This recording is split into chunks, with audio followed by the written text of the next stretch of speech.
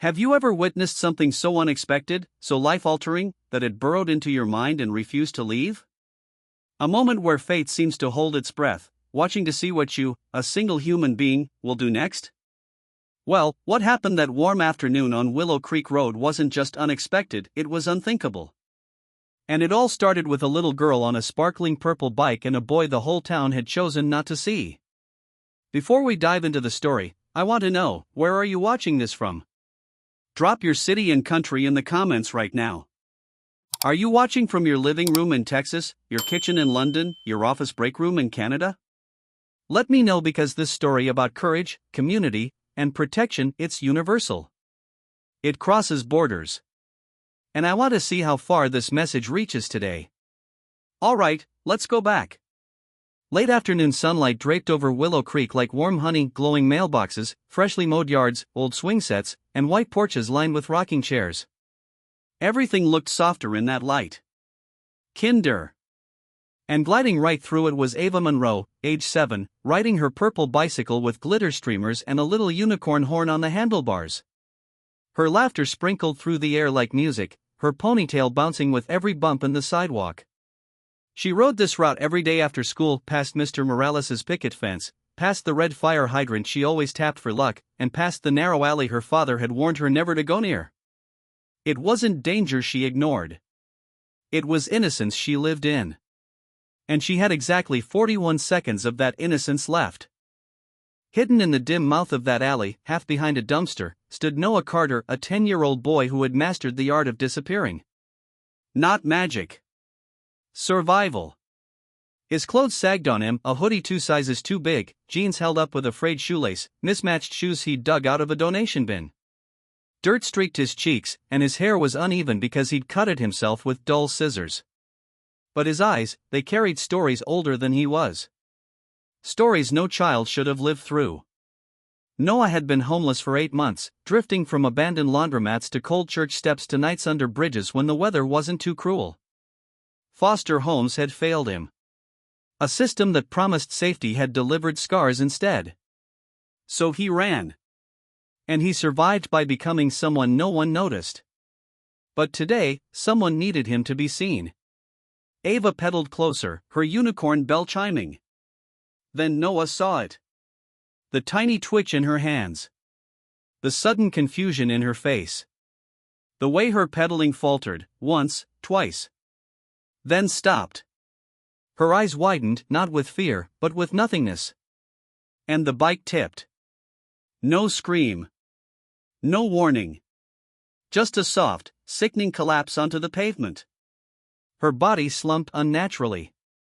Her chest stayed still. Still. Noah's breath lodged in his throat. This was his nightmare, the one that always replayed in the back of his mind. His mother collapsing in their kitchen 2 years earlier, her chest unmoving, his tiny hands shaking too hard to do anything.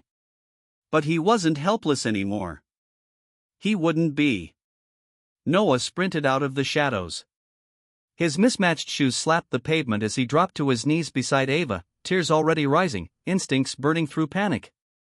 She wasn't breathing. Her lips were paling. Her chest wasn't rising. And he remembered. The CPR demonstration at the homeless shelter months ago, the one he'd watched like his life depended on it. But today, hers did. No, please breathe, he whispered. He tilted her head back, pinched her nose, gave 2 breaths, then laced his fingers and pressed his palms to her tiny sternum. And he pushed. Hard. Fast. Counting under his breath. 1, 2, 3. Every second felt like it was being stolen by death. But Noah wasn't giving up this time. Not again. As Noah pounded out compressions, unaware of anything else around him, a motorcycle engine roared to life just 1 street away. A father, Ava's father, was about to sprint toward this scene with a fury Noah couldn't possibly anticipate. What happens when a Hell's Angels biker finds a homeless boy over his daughter's body? You're not ready for what comes next. Noah barely heard the world around him, not the rustle of wind across the street, not the distant barking dog, not even the growing buzz of voices carried by the breeze. His entire focus had collapsed into a single point. Ava. Not breathing. Not responding. Not moving. He pressed down again. 23, 24, 25. His thin arms shook, his breaths coming fast, his heart pounding so hard it hurt. But he didn't stop. Not now. Not after everything he'd lived through. Not when a little girl's life hung in the balance. Come on, he whispered. Come on, don't leave. He was halfway through another cycle when he heard it. A sound that rumbled through the pavement before it reached his ears. A motorcycle engine. Then another. Then. Boom. A deep, snarling V-twin growl barreled down Willow Creek Road like a storm on two wheels. Noah froze. He knew that sound. Everyone in this town knew that sound. The Hell's Angels weren't quiet. Or subtle. Or gentle. And they were headed straight toward him. 2 blocks away, Jax Monroe, Ava's father, twisted the throttle on his custom black Harley and tore through the neighborhood like a bullet. Jax wasn't running errands. He wasn't cruising. He wasn't enjoying the wind. He was riding toward something his instincts screamed was wrong. A cold, sharp dread had dropped into his stomach the moment he saw Ava's purple bike corner of Willow Creek from half a mile away through the rows of houses tipped over on the sidewalk instead of parked neatly on their porch. Ava never dropped her bike. Not once. Not in 3 years. He knew something was wrong before the engine even revved. Jax had been a Hell's Angel for 14 years, long enough to know violence, fear, and the worst of people. But being a father? That rewired something in his soul. Nothing, not the club, not the reputation, not the danger, meant more than his daughter. So when he saw a small figure kneeling over Ava from down the block, something inside him snapped. Not reason. Not logic. Instinct. He roared toward them. Noah didn't even look up. He kept pushing. 26, 27. But the roar grew louder. Closer. Then. Get off my daughter. The voice detonated like thunder. Noah flinched so hard he nearly lost his position on Ava's chest. His breath caught, terror seizing his body like ice water down his spine. He knew that tone. Adults had yelled at him like that before, angry, suspicious, assuming the worst because of the dirt on his clothes or the shadows under his eyes. But this? This was different. This was a father ready to kill. Jax jumped off his motorcycle before it fully stopped, his boots hitting the ground with a force that shook. He sprinted toward them, shoulders broad, arms pumping, leather vest flapping behind him. His patches glinted in the sunlight, the red and white insignia unmistakable. Noah's pulse spiked. He was about to get grabbed. Thrown. Hit. Maybe worse. But Ava wasn't breathing. And every second counted. So he kept going. 28, 29, 30. A giant hand clamped onto the back of his hoodie and yanked him backward with enough force to drag him across the pavement. What are you doing to my kid? Jax bellowed, voice straining under fear and fury. Noah fell backward, palms scraping the concrete, the breath knocked from his lungs. But Ava. Ava made a sound. Not a scream. Not a sob. A small, wet gasp. A breath. Her first breath since the fall. Jax froze. His eyes shot to Ava's chest. It rose. Then fell. Then rose again. He stumbled the last 2 steps to her side, dropping to his knees. His hands trembled as he hovered them over her face, afraid to touch, afraid not to touch. Ava, baby, look at me, can you hear me? He whispered, a crack in his voice Noah didn't understand until years later. Ava's eyelids fluttered. Daddy, she croaked. Those 2 syllables shattered Jax from the inside out. He pulled her into his arms, pressing his forehead against hers, tears falling freely without shame. She was alive. Alive because of. His gaze snapped to Noah. The homeless boy sat on the ground, hands bleeding, chest heaving, eyes wide with fear. Not guilt. Not malice. Fear. And that's when Jax understood. This kid. This tiny kid. Had saved his daughter. But Jax wasn't the only biker on Willow Creek that day. From the distance came 6 more engines, roaring closer, each louder than the last. The Hells Angels weren't just arriving. They were coming in full force. And when they found a homeless boy alone beside their vice president's daughter, the whole town would feel the impact. Ava clung to her father's neck, breathing weakly but steadily, her chest rising with every fragile inhale. Jax held her close like she was made of glass, his massive arms wrapped around the tiny girl who was his entire world. But Noah didn't see the tenderness. He saw the shadows. The tattoos. The leather patches. And the 6 motorcycles thundering down Willow Creek toward them like a pack of unleashed beasts. The sound vibrated through the pavement beneath him. Noah's hands, still raw from compressions, trembled. His throat tightened. He knew what people thought of the Hells Angels. He knew what he thought of them. Danger. Violence. Men who didn't ask questions before they swung fists. And now they were coming straight at him. A homeless kid. Alone. No one to protect him. His instincts screamed run. But his legs refused to move. The first bike screeched to a stop, chrome, deep red paint, and a rider with broad shoulders and a braided gray beard. His vest read, Hunter, President. Behind him, the others halted one by one in a semicircle. Rex. Diesel. Hawk. Mac. Tyler. Names that sounded like trouble. The engines idled for a few long seconds, deep, growling, powerful. Then, one by one, they shut off, leaving an eerie silence behind. Hunter swung off his bike and walked toward Jax with long, heavy strides. He caught sight of Ava in her father's arms, her breaths shallow but real. His brows furrowed. What happened? He demanded, voice low and rumbling like distant thunder. Jax swallowed hard. His hands still trembled on Ava's back. She collapsed, he said. Stopped breathing. Hunter's eyes narrowed. And you got her breathing again? He asked, assuming. No, Jax murmured. He jerked his chin toward Noah. That kid did. Every head in the semicircle turned. 26 biker eyes locked onto a skinny homeless boy with scraped hands, a torn hoodie, and fear shaking his entire body. Noah felt like he was shrinking into the concrete. Hunter stepped closer, towering over Noah. He wasn't angry. He wasn't shouting.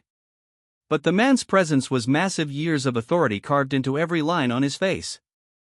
You, Hunter asked quietly. You did CPR? Noah couldn't speak. He nodded. Jax cleared his throat, voice thick. He saved Ava's life, Hunt. I nearly threw him off her before she took a breath. Rex, the tall tattooed biker with lightning bolt scars down his arm, let out a low whistle. You're telling me this kid, Rex said, tilting his chin toward Noah, jumped in and kept at it while you were rushing at him full force? Jax nodded, shame flickering behind his eyes. Noah swallowed hard. He braced himself for the worst. A yell. A shove. A get out of here. But instead, Hunter crouched down. Not aggressively. Not threatening. Just lowering himself until his eyes met Noah's. Son, he said carefully, you saved one of ours. Noah's breath hitched. Hunter's gaze softened, the kind of softness that didn't weaken a man like him, but made him seem more formidable. Not many grown men would have done what you did, Hunter continued. Not many kids, none that I've ever met. Noah blinked rapidly, not trusting this moment. Not trusting anything. He'd spent months hiding from adults. Avoiding their anger. Dodging suspicion. But here, in front of the most feared men in the county. He wasn't invisible. He wasn't unwanted. He was being seen. Hunter glanced back at the other bikers. This kid just kept the VP's daughter alive with his bare hands, Hunter said. We're not leaving him out here alone. Noah's stomach twisted. Alone? Diesel asked. Where's his folks? Jax answered before Noah could. He doesn't have any. He's been living in alleys around town. Every biker stiffened. Ava lifted her head enough to whisper, weakly. He helped me. Daddy, he helped me. Jax's throat tightened. Hunter stood slowly, turning to his men. Brothers, he said loudly enough for all of Willow Creek to hear, we protect ours. And today, this kid became one of ours. Noah's eyes widened. One of theirs? Him? But before he could process it, Hunter added. Mount up. We're taking him somewhere safe. Noah's pulse doubled. What? He whispered. And no, I can't go with you. Yes, you can, Jax said firmly, still cradling Ava. Because you're not sleeping in alleys another night. Not after what you did for my baby. Noah shook his head. He wanted to run. But he also wanted desperately to believe Jax meant it. Hunter placed a hand on Noah's shoulder. We're not asking, he said softly. We're showing up. But what Noah didn't know was that taking him somewhere safe wouldn't just change his night. It would change his entire future. Because the place the Hells Angels were about to bring him? It would lead to a chain of events no one, not even the bikers, saw coming. The engines rumbled alive again, each one thundering through Noah's ribs like a second heartbeat he didn't ask for. The bikers created a loose protective circle around him, not trapping him, but shielding him from the staring neighbors stepping onto porches, whispering into phones, pointing from behind curtains. Willow Creek hadn't seen anything like this in years. A whole line of Hell's Angels casually surrounding a trembling 10-year-old boy, not in anger, not in threat, but in something the town couldn't comprehend yet. Hunter looked down at Noah. You ever been on a bike before? Noah shook his head fast. And no, sir. Hunter cracked something that almost passed as a smile. You're gonna ride with me. Don't worry, I don't drop my passengers. Noah didn't believe that. Not fully. But the alternative, being left alone on the sidewalk, or worse, going back to an alley, scared him more. Still, when Hunter handed him a small helmet, Noah stared at it like it was a test he was destined to fail. It's okay, kid, Rex said, adjusting his own gloves. We ain't taking you anywhere bad. VP's orders. VP. Vice President. Jax. Noah's eyes drifted toward Ava, still cradled against her father's chest. She was awake now, tired, woozy, but breathing on her own. When she looked at Noah, it wasn't fear on her face. It wasn't confusion. It was gratitude. Her small hand lifted weakly, reaching toward him. Don't let him go, Daddy, she whispered to Jax. He saved me. Jax swallowed hard, the kind of swallow a man does when emotion threatens to crack open everything inside him. I'm not letting him go, Jax said. Not anymore.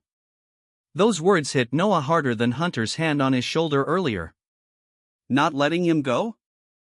No one in Noah's life had ever said that. Not teachers. Not foster parents. Not social workers. Not even his mother, though she had promised she would be around forever right before life tore her away. His throat tightened painfully. Before tears could rise, Hunter tapped the motorcycle seat. Hop on, kid. We'll talk more once we're off the street. Noah nodded shakily, climbing onto the bike behind the grizzled biker. Hunter guided his hands to the right spot. Hold on to the sides of my vest, he instructed. Not too tight, just enough so you don't slide off. Noah's small fingers curled around the leather. It felt strange. Unfamiliar. But safe, a feeling that terrified him because he didn't know what to do with it. Hunter revved the engine, the ground trembling beneath them. Ready? He asked. Noah wasn't. But he whispered anyway. Yeah. The convoy rolled out like a controlled storm, engines harmonizing into a single, powerful roar. Neighbors peeked out from behind blinds. Dogs barked. A few people grabbed their phones to record, unsure what they were witnessing. To them, it probably looked like a kidnapping. To Noah, it felt like stepping into a world he'd only seen from the outside. A world of noise, power, and belonging he didn't understand. Hunter's bike cut through the streets with smooth expertise. Noah pressed his feet into the pegs, holding the vest like Hunter told him, trying not to tremble. The wind whipped past his face, snatching at the loose edges of his hoodie. His heart leapt every time the bike leaned, but Hunter's steady control kept him anchored. Behind him, the circle of bikers stayed tight, a formation practiced through thousands of miles. They weren't protecting the town from Noah. They were protecting Noah from the town. After 10 minutes, the convoy turned down a side street Noah didn't recognize. The houses here were older, weathered paint, sagging porches, and wide lawns with rusted mailboxes. Hunter slowed, then pulled into a long gravel driveway beside a small, single-story home with a metal roof and a big red barn behind it. Jax pulled up moments later with Ava still in his arms, her head resting on his shoulder. "This is Granny May's old place," Jax said. "She passed a few years ago. Been empty since." Hunter nodded. "Thought it'd be a good place to talk without half the town poking their noses in." Noah looked back and forth between them. "Talk," he echoed. Jack stepped forward, eyes steady. "Yeah, kid," he said. "We need to talk about you, where you sleep, what you eat, who's looking out for you." Noah froze. His breath caught. Conversations like this never ended well. They usually meant shelters. Or police. Or being thrown back into a system that had already broken him. He stepped backward instinctively, shoulders stiff. I can go," Noah stammered. "You don't have to do anything. I'm fine. I'll just..." "Kid." Hunter's voice stopped him cold. "No one's kicking you out. Not tonight." Jack stepped closer. "You saved my daughter," he said softly, "so now we're gonna save you." But Noah's fear hadn't disappeared. Because the one thing he didn't know? Someone else had seen the bikers take him. And by morning, that person would call the authorities. Inside Granny May's old house, dust floated in the slanted evening light, turning the air golden. The place smelled faintly of cedar and old books, untouched but not unloved. Jax carried Ava inside and laid her gently on the faded floral couch, tucking a blanket over her. She was already drifting to sleep again, exhausted from the collapse. Noah stood near the doorway, unsure whether to come fully inside or bolt. His heart hammered against his ribs like it wanted to escape his chest. The walls felt too close. The room felt too quiet. And all these men, big, tattooed, purposeful, were watching him. Hunter pulled off his gloves and crossed his arms, studying Noah with the same seriousness he used in meetings with other chapters. "You hungry, kid?" he asked. Noah hesitated. Hunger was constant in his life, a shadow that followed him everywhere, pressing on his ribs, twisting his stomach. But saying yes meant he needed something, and needing things usually made adults angry. "I'm okay," he whispered. Rex scoffed. "That means he's starving." Jack shot Rex a look, then knelt in front of Noah. "You don't have to be scared of us," he said softly. "We know you've had a rough time. But right now? Nobody's gonna hurt you. Nobody's gonna send you anywhere." That last sentence made Noah flinch, because he didn't believe it. People always sent him somewhere. A new house. A new stranger. A new disappointment. He didn't think these men understood how easily adults could change their minds overnight. But Jax wasn't going to push faster than Noah could follow. Instead, he stood and walked into the tiny kitchen, opening cabinets until he found cans of soup left over from years ago. Hunter followed and grunted. "I'll run to the store," he said. "This kid needs real food." Jax nodded. "Rex, go with him." Rex grabbed his keys. On it. In minutes, 2 engines roared away. Noah rubbed his thumb nervously against a loose thread on his sleeve. His thoughts spun. He'd gone from invisible to surrounded. From alone to protected. From starving to about to be fed. It didn't feel real. It felt like a dream that could shatter if he blinked wrong. 2 streets away, hidden behind a row of parked cars, a woman clutched her phone with shaking fingers. Ms. Lila Davenport. The nosiest neighbor in Willow Creek. The neighborhood's self-appointed safety watch. A woman who didn't trust tattoos, motorcycles, or noise after 6 p.m. She'd filmed the entire convoy picking up Noah. To her, it didn't look like rescue. It looked like a kidnapping. A minor, she whispered into her phone, pacing, a homeless child, was just taken by the Hells Angels. Yes, I have it on video. No, I don't know where they took him. But I know that club. I've seen them around for years, and this is not normal.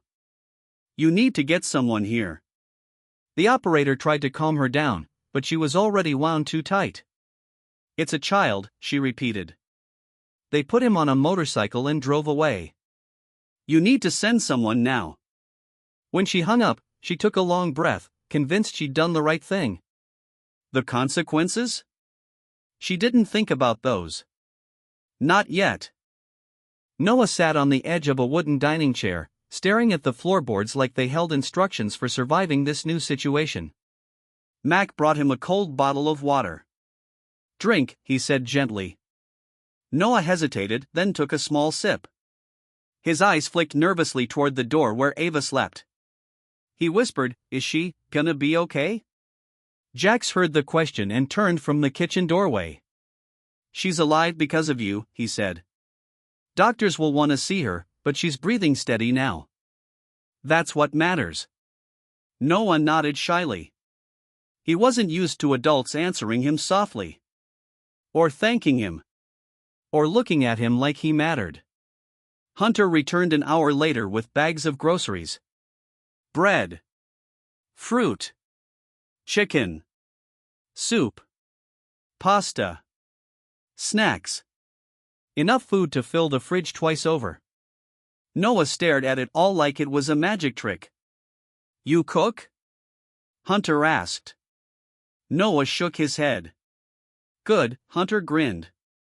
"Neither do most of us. We'll figure it out." And for the first time in months. Noah smiled. A small one. Barely there. But real. The bikers took shifts watching over Ava, making sure she stayed stable. Someone set up a space for Noah, blankets folded neatly, a pillow that didn't feel like rocks, and a lamp beside it. Noah sat curled up, knees pulled to his chest, listening to the low rumble of the bikers talking in the next room. It felt safe. Terrifyingly safe. And he didn't know that danger was already speeding toward them. Because Ms. Davenport's call wasn't ignored. It was escalated. And at 7:42 a.m. the next morning, Child Protective Services was already on their way. And when CPS walked through that door, they didn't care about heroism. They didn't care about Ava's life being saved. They cared about one thing. A homeless child living with bikers. And they were ready to take Noah away. Morning sunlight spilled across the old house like a soft blanket, warming the hardwood floors and stirring the quiet calm that had settled after the chaos of the previous day. For the first time in months, Noah woke up not to cold concrete, not to sirens or footsteps in alleys, but to the smell of frying eggs and the low rumble of grown men talking in a kitchen. For a moment, a small, fragile moment, he let himself pretend this was his life. Warm bed. Full stomach. Adults who weren't yelling. A house that didn't feel temporary. He didn't know how dangerous it was to want that. Noah blinked against the sunlight, rubbing the sleep from his eyes as Jax's voice drifted in from the kitchen. "Keep the volume down, Ava's still resting." Hunter's deeper voice answered, "And the kid?" "Still asleep. Let him rest. He needs it." Rest. No one had said that to him in months. Noah slid off the cot, feet touching the cool floor. He hesitated, the nervous instinct to stay invisible still deeply carved into him, then walked toward the kitchen. Jax saw him first and smiled, a tired but real smile. Warning, kiddo. Sit down, food's almost ready. Noah stiffened. Kiddo was a word parents used. He didn't know how to respond to it. Hunter slapped a plate of eggs and toast onto the table. Eat up. You did enough hero work for a year yesterday. Noah sat slowly, almost waiting for someone to yank the plate away. But no one did. He took a bite, then another, then another. His hands shook. Not from fear this time, but from the shock of a warm breakfast. The men saw it. They didn't comment. They just let him be. Ava shuffled into the doorway a minute later, wrapped in one of Jax's oversized flannel shirts. Her cheeks were still pale, and her hair was a sleepy mess, but her eyes lit up when she saw Noah. "You're still here," she said softly. Noah nodded, unsure if he should smile or look away. Jax scooped her up gently and set her on a chair. "Only because someone saved your stubborn little hide," he teased, kissing the top of her head. Ava beamed at Noah. He looked down at his plate, cheeks going warm. He had rescued someone. And they actually remembered. The moment was peaceful. Too peaceful. Because outside, a car door slammed. Then another. Then footsteps. Heavy ones. Hunter's head snapped toward the window. Rex froze mid-coffee sip. Jax's shoulders tensed immediately, the instinctive reaction of a man who'd lived too many years being ready for trouble. A sharp knock pierced the air. Bang, bang, bang. Child Protective Services, a woman's voice called out. Open the door immediately. Noah dropped his fork. His heartbeat plummeted to his stomach. CPS. They found him.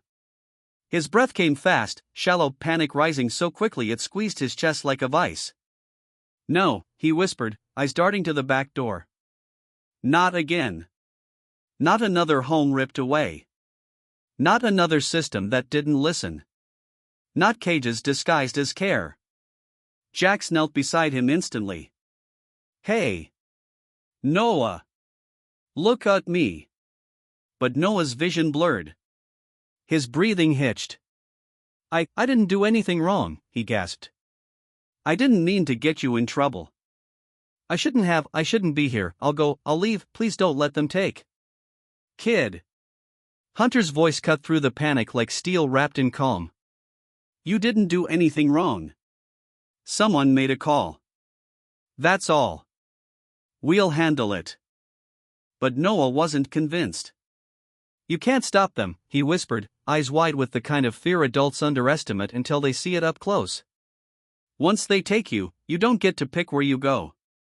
You don't get to go back." Jax placed both hands on Noah's shoulders. "You're not going anywhere without me fighting for you. Understand?" Noah's lip trembled. "Open the door," the CPS agent demanded again. "We have a report of a minor being housed illegally." Rex muttered, "Illegally?" "He was homeless." Mac growled, "This is bull." Hunter raised a hand sharply. "No chaos. Not yet." Jax stood, his jaw tight. "Stay with him," he told Hunter. Then he walked to the front door. And opened it.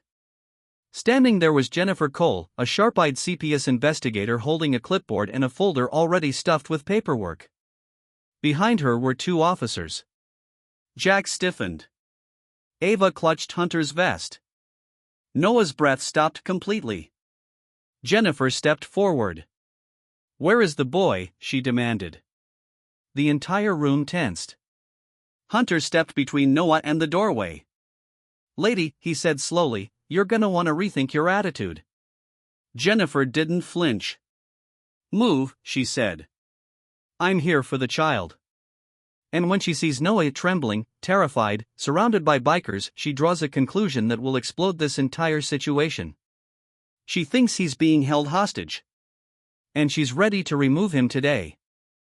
Jennifer Cole stepped into the doorway like someone walking into a crime scene. Her eyes swept the room with clinical precision, the worn floors, the patched-up walls, the towering men in leather vests, the motorcycle boots scattered near the entrance. Then her gaze landed on Noah. A small boy with messy hair, a too big hoodie, scraped hands, sitting near a group of tattooed bikers. To Jennifer, the picture wrote its own story. And it was the wrong story. "Step aside," she said sharply to Hunter. "I need to speak to the child immediately." Hunter didn't move. Jax lifted his chin. "He's safe here." Jennifer's eyes flashed. "In your opinion," she snapped. "But the report I received said a minor, clearly homeless, was taken by force by a motorcycle club known for violent activity. So unless you want this situation escalated, I suggest you let me do my job." Noah's stomach twisted. His breathing grew fast again. He whispered, barely audible, "Please, don't make me go." Jennifer heard it. She misunderstood it. Her face hardened. "Exactly what I was afraid of," she muttered. "Officers, I want photographs of his injuries." "What injuries?" Jax barked. Jennifer pointed at Noah's scraped hands. "Those." Noah curled his fingers into trembling fists. I just fell when he stuttered, glancing at Ava, who watched wide-eyed from the couch. Jennifer silenced him with a raised hand. "You don't have to defend them, sweetheart. You're safe now." "Safe?" Noah felt like the walls were closing in. He scooted back so hard the chair legs scraped the floor. Hunter's jaw tightened. "Lady," he said slowly, "you're making assumptions you ain't earned." Jennifer turned sharply. "And you're harboring a child illegally." Rex muttered under his breath, "Harboring? We fed him breakfast." Mac added, "Yeah, throw us in prison for scrambled eggs." But Jennifer only saw defiance. Not concern. Not protection. A threat. She stepped toward Noah too fast, too close, and he flinched so violently she stopped mid-stride. Her eyes widened. There. Confirmation of the scenario she was already writing in her head. "He's terrified," she whispered. "And look at you towering over him." Hunter exhaled sharply through his nose. "Ma'am," he said, keeping his voice level, "you're provoking the kid." "Back up." "No," she snapped. "I will not back up. This child is leaving with me. Today." Noah's heart thudded so hard it hurt. He shook his head. "Please," he whispered to Jax, eyes filling, don't let them take me." Jax stepped forward instinctively, protective rage boiling beneath his skin. But Jennifer mistook it for aggression. She whipped out her phone. "I'm calling for emergency backup," she announced. "You people are interfering with a lawful removal." "Removal?" Hunter echoed. Jennifer flipped open her folder. "According to what I have here, Noah Carter was reported living without guardianship, without shelter, and now, with a motorcycle gang." "Club," Rex corrected. "Brotherhood," Mac added. "Family," Jax said firmly. Jennifer shot him a look of pure disbelief. "Family? You're not blood. You're not licensed. You're not trained. You're..." "People who saved him," Jax cut in. "And saved my kid too." Jennifer hesitated, but only for a second. Message received, but not truly understood. "Well, Mr. Monroe," she said coldly, "heroism does not override the law. And this boy needs professional care, not bikers who think they're guardians." Noah felt the world slipping through his fingers again, the same feeling he'd had in every foster home, every social worker's office, every courtroom. He started to cry silently, tears slipping down his cheeks. Ava saw. And Ava, despite being only 7, understood something Jennifer didn't. "He's not scared of them," Ava croaked from the couch. Everyone turned. She pushed herself upright, wincing but determined. "He's scared of you." Jennifer froze. Ava continued, voice trembling but clear. "He saved my life. He didn't take me. He didn't hurt me. He made me breathe again. So you should listen to him, not make him scared." Jennifer blinked, thrown off balance. Children weren't supposed to speak with that much certainty. But before she could respond, a police car pulled into the driveway.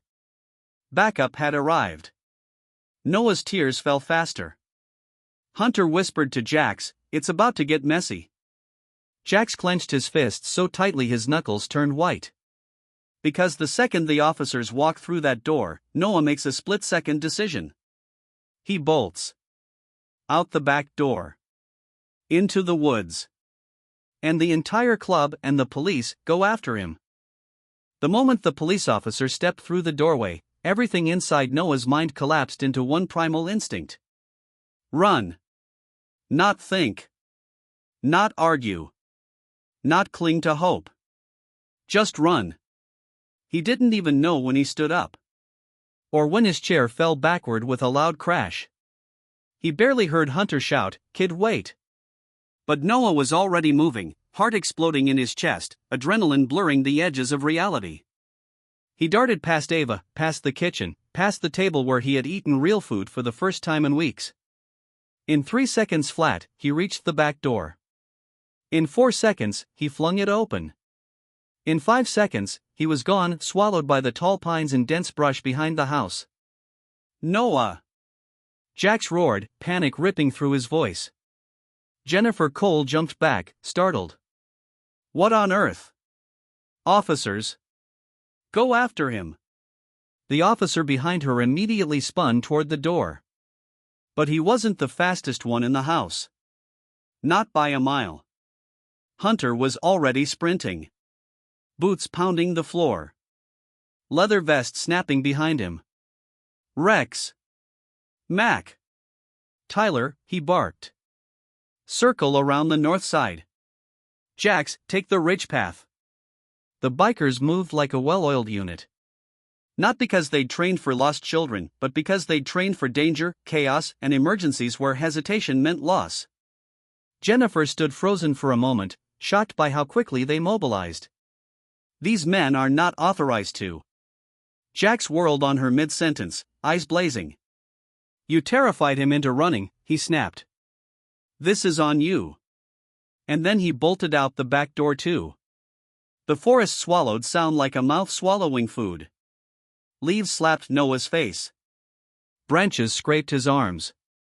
Dirt kicked up under his shoes as he sprinted blindly through the trees. His lungs burned. His legs screamed. But he didn't stop. He couldn't. Every instinct born from months of surviving alone screamed the same thing. If they catch you, they'll take you. They'll put you somewhere. A place you can't escape. He didn't trust systems. He didn't trust paperwork. He didn't trust care. People had promised care before. It came with locks. And rules. And strangers who didn't want him. So he kept running. His breaths came ragged, tears streaming down his face. "I didn't do anything wrong. I didn't do anything." But the forest didn't answer. Behind him, voices carried through the trees. "Noah! Kid! Stop, you're safe." He didn't believe them. Not with police behind them. Not with CPS barking orders. His foot caught on a root. He stumbled. Fell. Hard. Pain shot through his knees and palms. But panic yanked him back to his feet instantly. He ran again. Hunter pushed through the trees like a force of nature. He wasn't fast for his age. He was fast for any age. He knew these woods. Jax knew them better. "Noah!" Jax yelled, voice hoarse. "Kid, please, stop." But his voice carried desperation that only made Noah run harder. Rex looped around the far side, scanning the ridge. "Any sign?" Tyler called from behind a fallen log. "Nothing yet," Rex growled. "Little man's fast." Jennifer stumbled into the yard behind the officers, shock shifting into frustration. "This is exactly why he can't stay with them," she shouted. Ava, clutching the doorframe, cried out. "He ran because you scared him." Jennifer's expression faltered, but pride wouldn't let her admit it. The police officer sighed heavily. We need more units. Jax's voice echoed from deep in the woods. Noah reached a steep, muddy drop he didn't see until his feet were already sliding toward it. He grabbed a branch. It snapped. He plunged down the embankment, tumbling, dirt spraying, leaves whipping his arms. He hit the bottom with a painful thud and curled instinctively, gasping. His ankle throbbed. He tried to stand. It buckled. No, no, no, he whispered, trying again. Pain shot up his leg. He fell back down. The sound of cracking branches above him made his heart stop. Heavy boots. Multiple voices calling his name. He tried to drag himself backward on his elbows, but the pain was too sharp. He sobbed into his sleeve. I'm sorry. I'm sorry. A shadow appeared at the top of the slope. Then another. Hunter. Jax. They slid down the embankment with practiced ease, landing in the dirt beside him. Noah, Jax breathed, falling to his knees. Easy, kid. Easy. We've got you. Noah flinched away, trembling violently. You'll let them take me. Jax froze. Then something inside him cracked open. Noah, he whispered, voice breaking, I'm not letting anyone take you. Ever.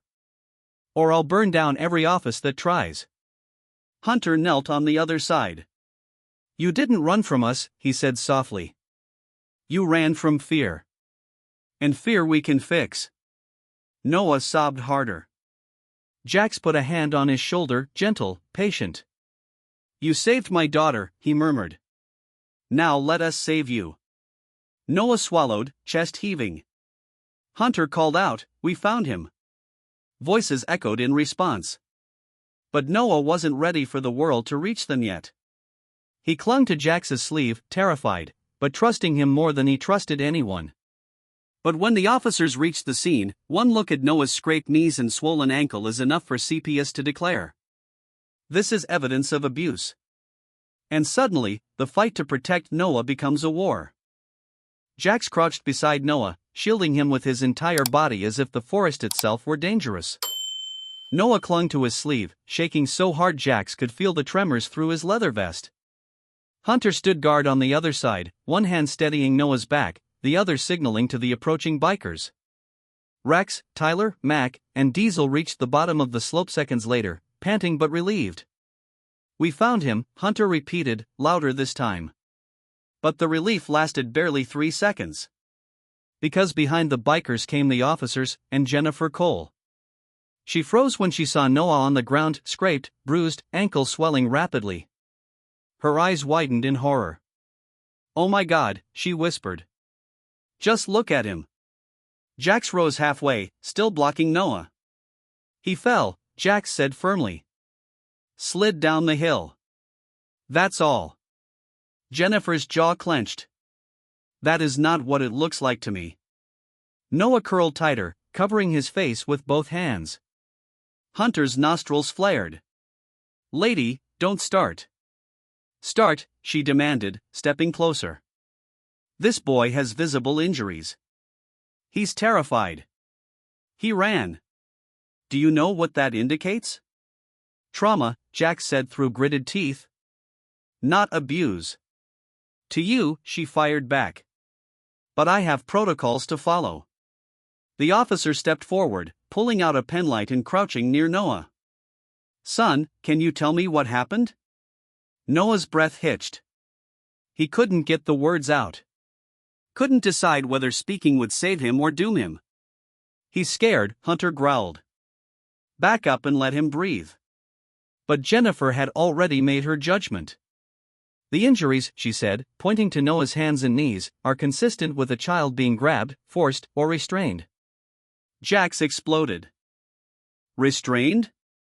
He ran because you scared him. We didn't lay a hand on him. Jennifer held up her clipboard like a shield. I'm filing emergency removal, she announced. Effective immediately. Noah let out a strangled cry. No! He tried to move, to pull himself away, but pain shot up his leg and he crumpled into Jax's arms. Easy, kid, Jax murmured, catching him. You're okay. I've got you. Don't let them take me, Noah sobbed. Please, please, Jax, please. Hearing his own name come out of the boy's mouth cracked something deep inside Jax's chest. But Jennifer saw something else. He's begging, she muttered to the officer.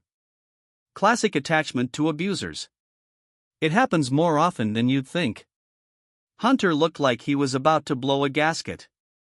Rex actually did, stepping forward. You don't know this kid. Rex snapped. You didn't see him bring Ava back. He's terrified of you, not us. Jennifer didn't blink. I see a child who needs protection. Officers, help me get him up. Carefully. He needs medical evaluation and a safe placement. Noah tried to crawl backward, but Jax tightened his hold, whispering. They can't just take you. They can't. Jennifer stepped closer, eyes steely. Yes. I can. And I will. The officer reached out gently. Noah, he said quietly, we're just gonna take you to get checked out. Okay? Just the hospital. Noah shook his head frantically. No, no, no, no, no. He buried his face in Jax's chest, fists clinging to the biker's vest like it was the only solid thing in the world. Jax's arms wrapped around him instinctively. Protective. Defiant. Hunter stepped forward, voice low and dangerous. You're not dragging that boy away screaming, Hunter warned. Not after what he's been through. Jennifer stiffened. That sounds like a threat. It's a promise, Mac muttered. The entire forest held its breath. The officer cleared his throat nervously. Everyone needs to calm down, he said. Let's do this legal way. No one needs to get hurt. Jennifer straightened her shoulders. We do this now, she insisted. While we have jurisdiction. But Jax's voice cut through everything. Then we're coming with him. Jennifer turned sharply. You can't. Watch me. Hunter crossed his arms. We all are. Jennifer's lips parted in disbelief. You can't all follow him into the hospital. There are rules. Hunter stepped closer until Jennifer had to tilt her chin up to meet his eyes. So write new rules, he said. Or deal with a whole chapter in your lobby. Jennifer faltered. The officer stepped between them and exhaled. Look, maybe he'd feel safer if Mr. Monroe rode with him. Jennifer glared at him, but the suggestion made sense. Noah's sobs softened slightly. The officer kneeled again. Noah, would you go if Jax stayed with you? Just to see the doctor? Noah's fingers tightened on Jax's vest. Only Jax, he whispered. Done, Jax said without hesitation. Jennifer threw her hands up. Fine. But I want statements. And photographs. Hunter cut her off. He's going to the hospital. Not interrogation. And with that, Jax lifted Noah gently into his arms, carrying him out of the woods like he weighed nothing at all. The bikers closed ranks around them. Jennifer followed, fuming but powerless. The officer radioed for an ambulance. And Willow Creek braced for impact. Because once they reach the hospital, someone unexpected is already waiting for them. A reporter with Noah's name. And a story that will change everything. The ambulance ride felt unreal. Noah sat curled against Jax's side, wrapped in a thin hospital blanket, clutching the man's vest like a lifeline. His ankle was propped up, iced, throbbing with every bump in the road. The paramedic checked his vitals gently, speaking softly so he wouldn't panic. But Noah still flinched every time the stretcher shifted. He'd never been inside an ambulance before. He'd only seen them from a distance, flashing lights cutting through the night, sirens echoing between buildings while he hid behind dumpsters, trying to stay invisible. Now the lights were flashing for him. And that terrified him more than anything. Jax sat beside him the whole time, one hand resting protectively on Noah's arm, grounding him. "You're okay, kid," Jax murmured. "I'm not going anywhere." Noah wanted to believe him. He really did. But the look on Jennifer's face earlier. The officers. The clipboard. The words removal, emergency custody, protocols. His stomach knotted. Every time he got comfortable somewhere, he got moved. Every time he trusted someone, the system ripped him out. Every time he felt safe. It ended. He stared at the bright ceiling lights until they blurred into shapes he didn't recognize, trying not to cry again. When the ambulance doors opened, the sound hit first: beeping machines, rushing nurses, distant shouting, overhead announcements. The emergency room was alive with noise and movement. But something else was there too. People. Not just doctors. Not just nurses. Reporters. 3 of them. Cameras. Microphones. Press badges. Waiting. For him. The door barely opened before a woman in a navy blazer rushed forward, her cameraman trailing behind. "Are you Noah Carter?" she asked breathlessly. Noah's heart stopped cold. Jax stood up so fast the stretcher jolted. "Back up," Jax snapped. "Give the kid space." But she didn't back up. If anything, she stepped closer. "My name is Melissa Crane," she said quickly. Channel 4 News. "We received a tip about a homeless boy saving a child through CPR. Are you the boy who revived Ava Monroe?" Noah's breath caught. He looked at Jax, eyes wide with panic. Jax moved in front of him like a wall of muscle and fury. "Lady," he said, voice low and deadly calm, "I'm a skin nice. Step back." Melissa hesitated, but the story was too big to let go easily. "We just want to highlight his bravery," she insisted. "It's not every day a homeless child performs life-saving CPR." Rex and Diesel appeared behind Jax, both looking like they were ready to throw someone through the nearest automatic door. Hunter pushed forward, eyes narrowing at Melissa. "You're here because somebody leaked a story that wasn't yours to tell," Hunter growled. "Which means you need to leave. Now." Melissa swallowed. But then she held up her phone. On the screen was a video. Someone had filmed Noah giving CPR. Someone had filmed Jax running. Someone had filmed the bikers surrounding Noah afterward. And that video already had 47,000 views. "It's gone viral," Melissa said. "People across the state are calling him a hero. Viewers want to know who he is." Noah's hands trembled so hard the blanket shook. Hero. They were saying hero. But all he could think was, "If the whole world sees me, CPS will take me for sure." His voice broke into a whisper only Jax could hear. "I don't want to be on TV. I don't want them to take me away." Jax's jaw clenched. He turned to the reporter, voice sharp enough to cut through steel. "You need to leave. Right now." Hospital security finally intervened, escorting Melissa and her crew away as she tried desperately to keep filming. "This story is going statewide," she called as she was pulled back. "People deserve to know about this boy." "Not like this," Jax muttered. When she was gone, Noah's breathing hitched again. Hunter knelt beside the stretcher. "It's okay, kid," he said. "Reporters are loud, not dangerous. You're safe."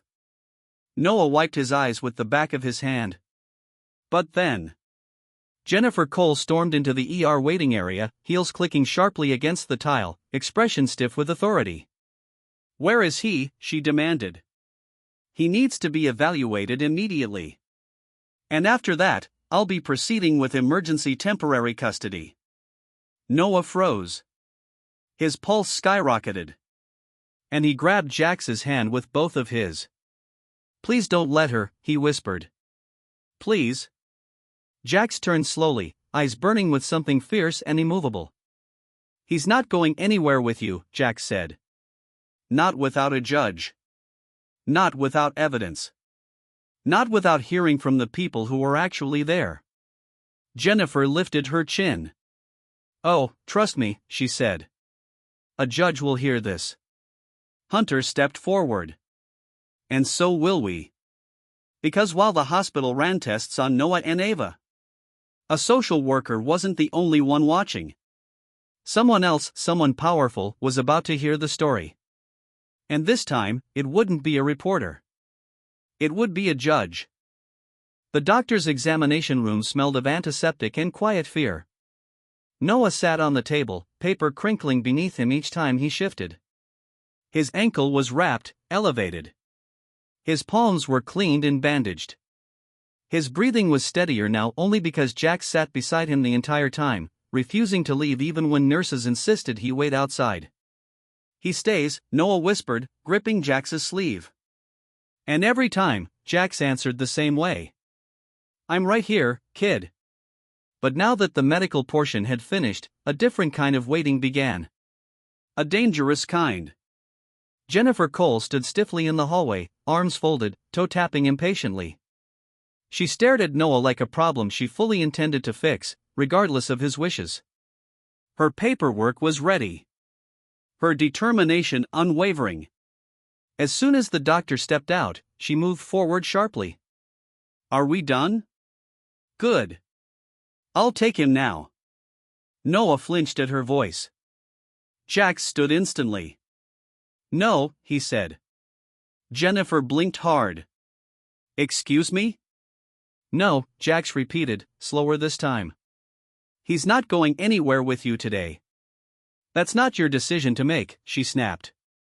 Funny, Jax said, because every time something happened to this boy, it wasn't your decision to make either. He was alone for months. Sleeping in alleys. Hiding from abusers.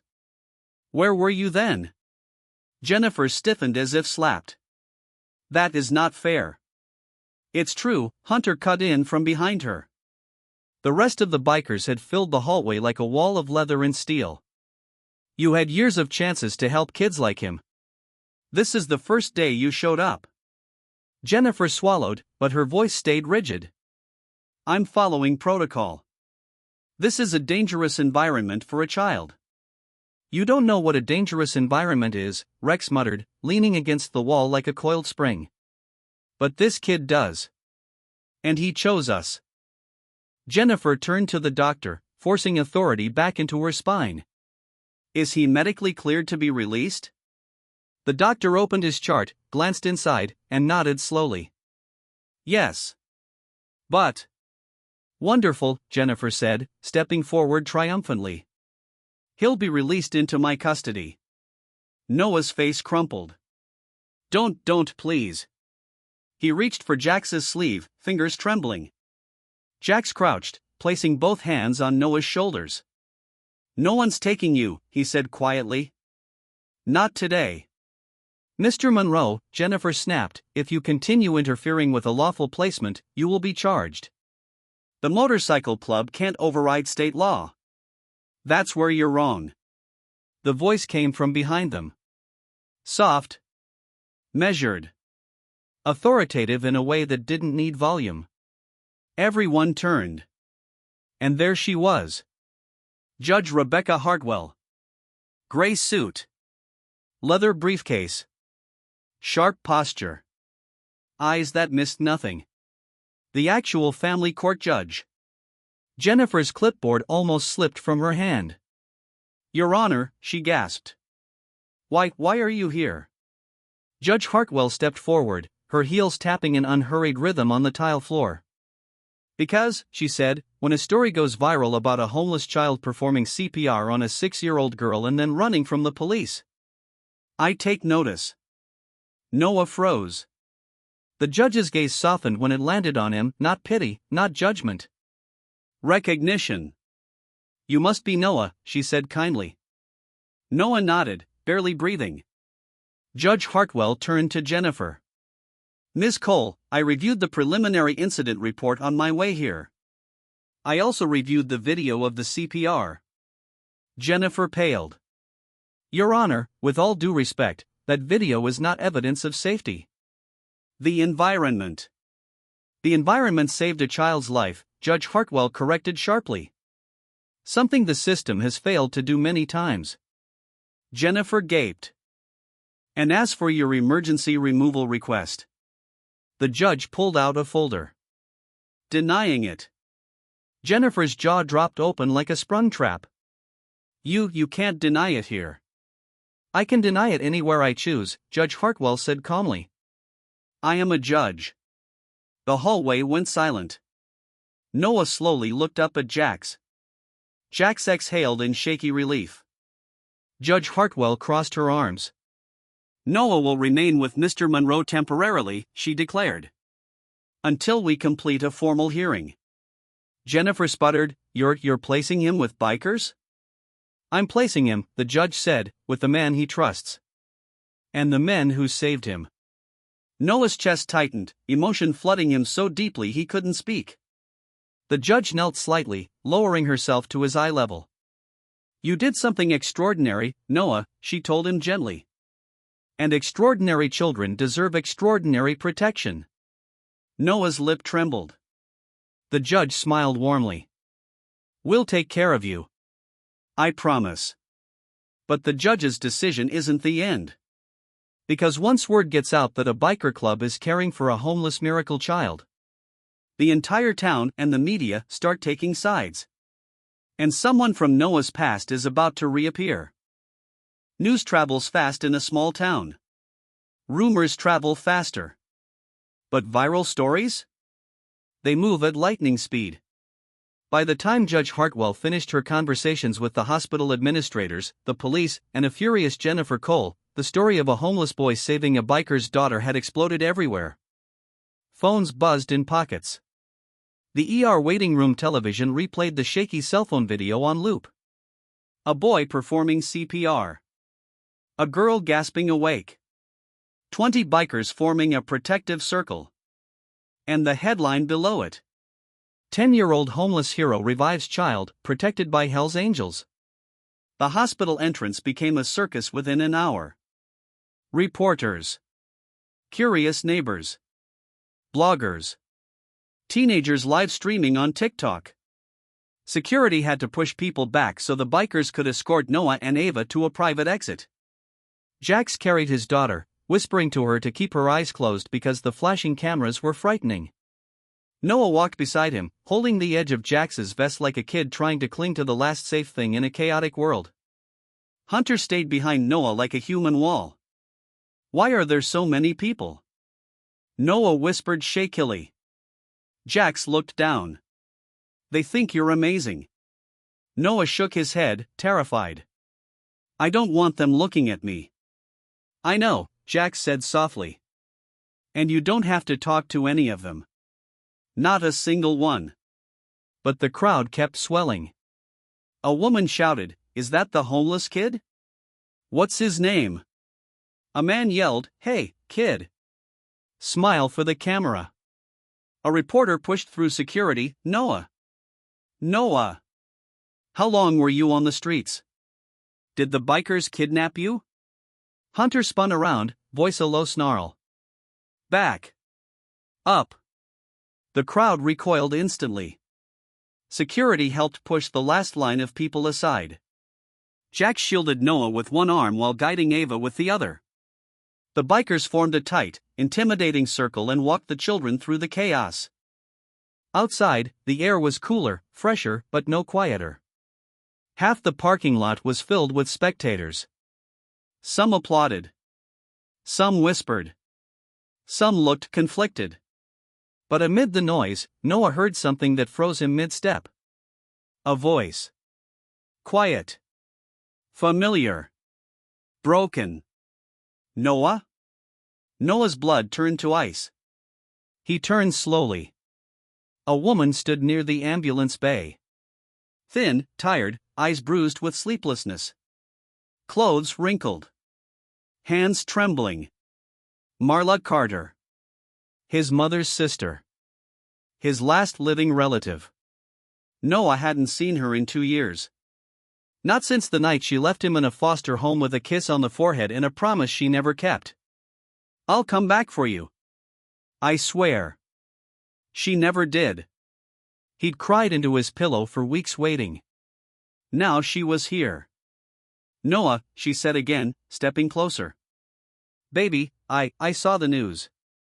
I didn't know you were still. I didn't know you were." She choked on her words.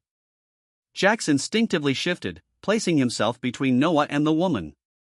"Ma'am," he said cautiously, "you know this kid?" Marla nodded, eyes already wet. "I'm his aunt." Noah's throat tightened. His fingers dug into Jax's vest. Hunter stepped closer, expression unreadable.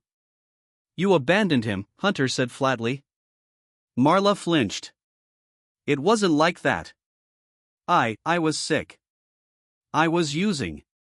I couldn't take care of myself, let alone a child. But I'm clean now. I've been clean for 8 months. I'm working. I have a place. I can take him." Noah stepped back behind Jax. Marla's voice cracked. "Noah, sweetheart. I'm sorry. I'm so sorry." Tears filled her eyes. "I should have come sooner. I know that. But I never stopped thinking about you." Noah shook his head violently. "Take him?" Jax repeated, voice low and dangerous. "You didn't even know he was alive." "I did." Marla burst out. "I checked online for him. I called the county. They wouldn't tell me anything because I wasn't listed as his guardian." Jax narrowed his eyes. "Now you show up because he's on TV?" "That's not why," she began, but her voice cracked under its own weight. Noah's heart slammed against his ribs. Jax knelt beside him. "Kid," he whispered. "Do you want to go with her?" Noah didn't answer. He couldn't. Because the truth was complicated. He didn't trust her. But she was the only blood he had left. The last link to his mother. The last piece of family he thought he'd lost forever. His voice trembled. I don't know." Judge Hartwell stepped forward then, having watched quietly from the sidelines. "Well," she said gently, "it's a good thing this decision doesn't happen in a parking lot." Everyone turned toward her. "We will address Ms. Carter's appearance in tomorrow's emergency hearing," Judge Hartwell declared. "Until then, Noah remains with Mr. Monroe. And Ms. Carter will be allowed supervised visitation only. Under court oversight." Marla nodded through tears. She didn't fight it. Maybe she knew she didn't have the right to. Noah looked up at Jax. "Do I have to choose?" Jax put his hand over the boy's. "Not alone, kid," he promised.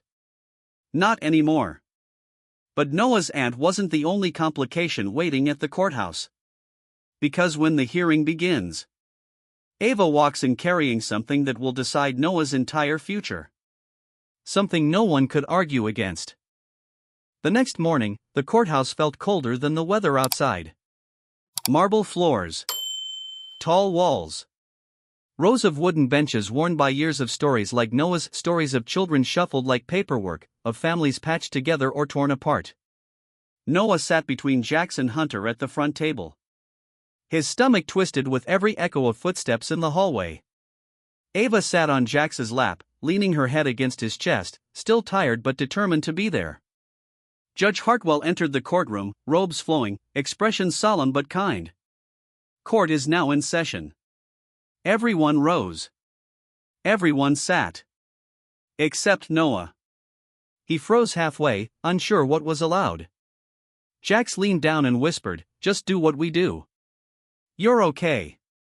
Noah nodded, trembling. Jennifer Cole sat stiffly at the opposing table, her file overflowing with notes. Noah's aunt, Marla Carter, sat beside her, hands clasped tightly, small and scared in the vast courtroom. Judge Hartwell scanned the room. "We are here today to determine the temporary and possibly long-term placement of Noah Carter." Noah's heart pounded so hard he felt every beat in his throat. Ms. Cole, the judge said, you may begin. Jennifer stood with a rehearsed breath. Your Honor, Noah is a vulnerable minor who has experienced homelessness, neglect, and instability. While his actions during the emergency were brave, heroism does not negate the need for safe, structured guardianship. She shot a pointed look toward the bikers. The Hells Angels, while perhaps well-intentioned, are not licensed caretakers.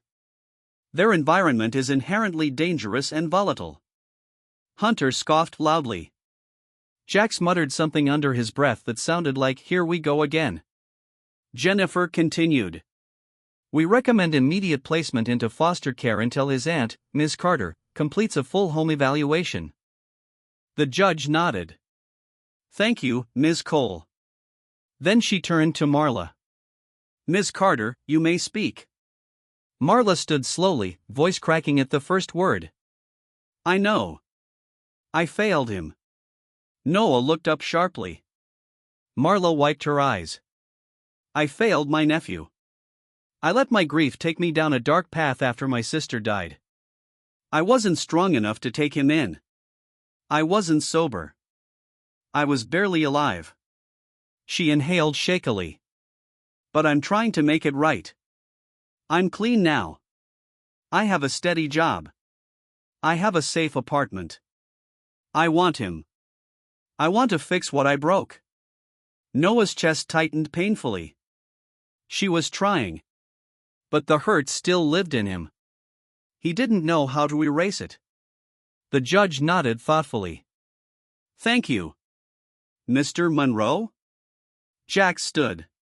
He looked out of place in a courthouse, leather vest, rugged presence, tattoo sleeves. But his voice was steady. Noah saved my daughter's life, he began simply. And she loves him. We all do. Ava squeezed his hand, smiling up at him. He didn't have anyone. No bed. No food. No safety. We gave him that. Not because we had to. Because family takes care of family. He rested a hand on Noah's shoulder. And this boy? He's my family now. Whether a system recognizes it or not. Jennifer stood abruptly. Objection. Overruled, Judge Hartwell said without even glancing at her. Jax continued. I'm not trying to take him from his aunt. I just want what Noah wants. I'm asking you to listen to him. Silence. The judge finally spoke. Noah, would you like to say anything? Noah's breath hitched. Everyone watched him. Everyone waited. His voice shook. I don't know, he whispered. My aunt, she's family. But Jax, the bikers, they're family too. For real. His eyes filled. I don't want to go to another house where people don't want me. I want a place where people stay. Tears streamed down Marla's face. But before anyone could speak, a small voice piped up. Ava. She stood, holding something carefully in her hands. Your Honor, she said bravely, I made something. The judge blinked. Come here, sweetheart. Ava walked forward on shaky legs and handed the judge a drawing. Judge Hartwell unfolded it. Her expression softened instantly. On the paper was a crayon drawing of Ava and Noah holding hands, with Jax behind them and the bikers standing like guardians on either side. Above their heads were 3 words written in a 7-year-old's handwriting. He saved me. We save him. Family. The courtroom went silent. You could hear breath. You could hear hearts breaking and mending at the same time. Judge Hartwell exhaled slowly, her voice thick. This, she said, holding up the drawing, is what the law sometimes forgets. Family is not always blood. Sometimes it's chosen. Sometimes it's earned. Sometimes it's life-saving. She turned to Noah.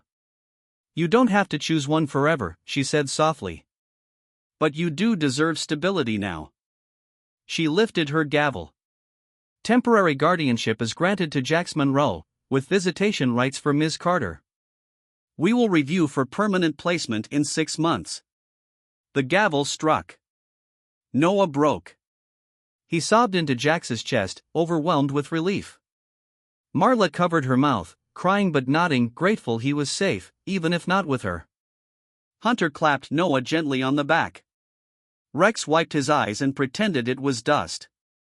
Ava hugged Noah tight. And Jax whispered into Noah's hair.